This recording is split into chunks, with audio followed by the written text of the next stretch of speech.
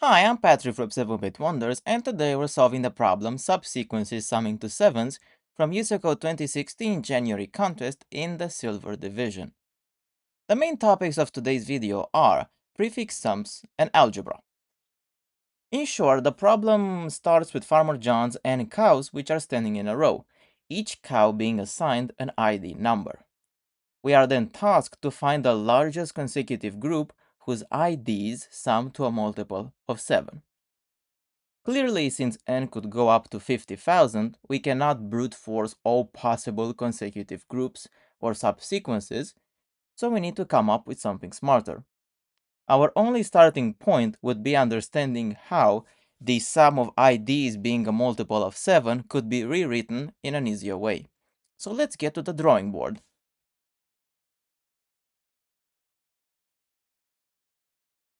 Formally, the condition would look something like this.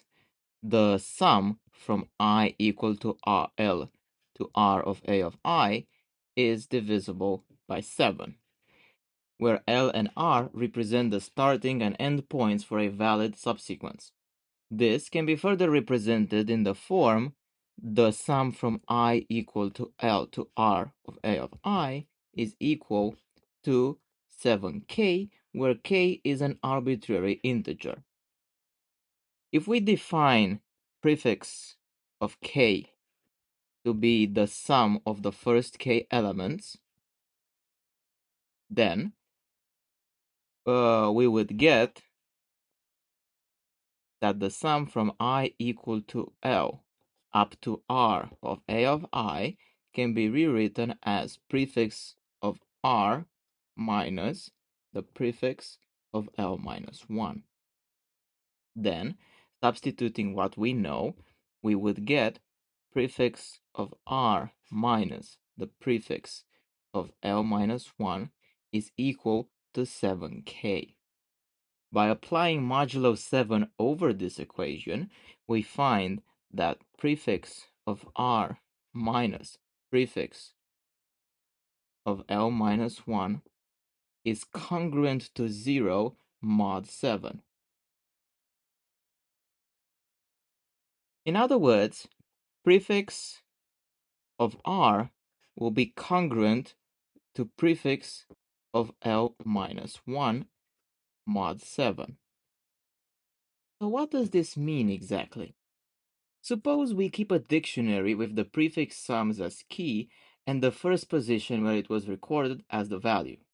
Every time we find the prefix sum which already appears in the dictionary, we know that the subsequence starting at the first position up to the current position will have a net change of 0 under modulo 7, meaning that the sum of all values is a multiple of 7.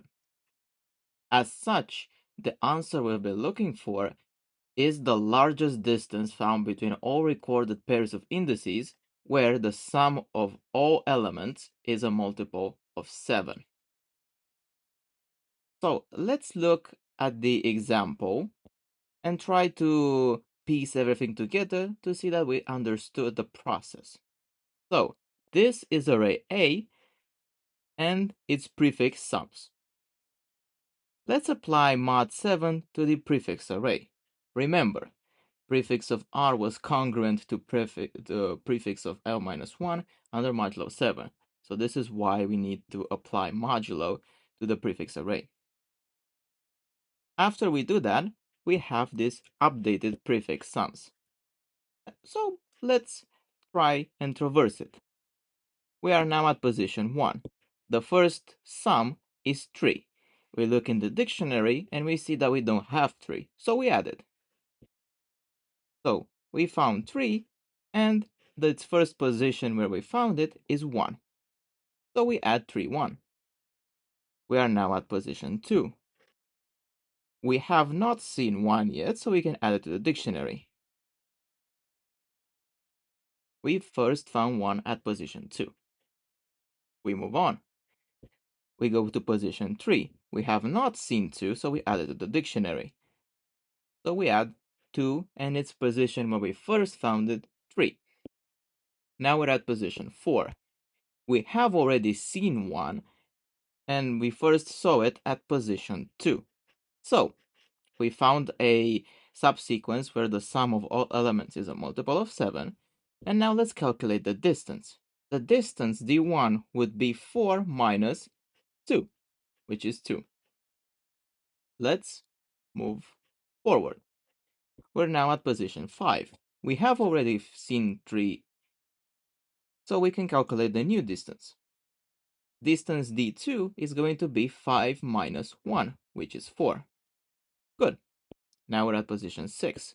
We have already seen 3, so d3 is going to be 6 minus 1, which is 5. Now we're at the last element, 6. We have not seen 6, but it doesn't really matter because we've already finished the array scan. Okay, so the answer is going to be the maximum of all of these distances, which in our case would be 5. So this is, in short, what we have to do in order to find the right answer. As a side note, pre-calculating the prefix sums and finding the answer by looking up the previously calculated sums can be done in the same for loop. Therefore, the algorithm is going to have a time complexity of big O of n.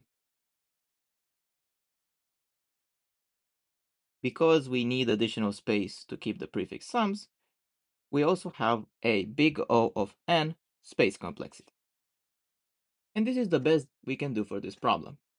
So without any further ado, let's get to the implementation details.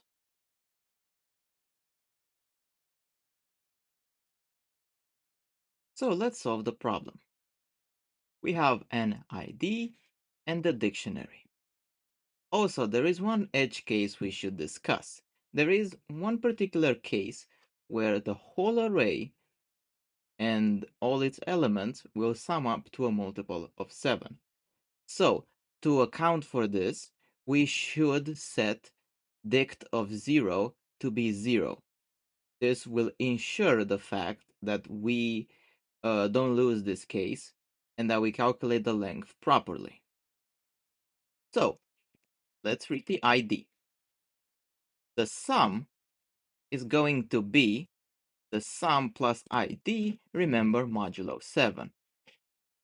To check that an element is inside our dictionary, we're going to say dict.find sum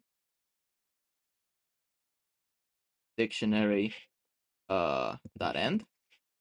This means that if we didn't find this element previously in the dictionary, we're going to add it. So we should write dictionary of sum will be index I.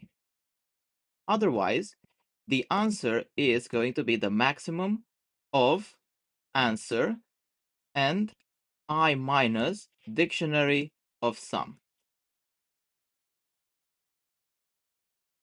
This, like we saw in the example, is how we would find the distances.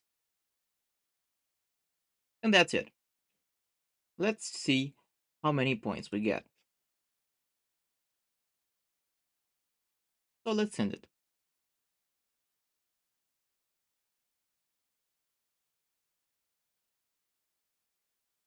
As we can see, just a streak of green. So, this was it for today's video. Thank you for watching. Don't forget to leave your suggestions in the comment section below. Like, subscribe, and I'll definitely see you in the next one. Bye!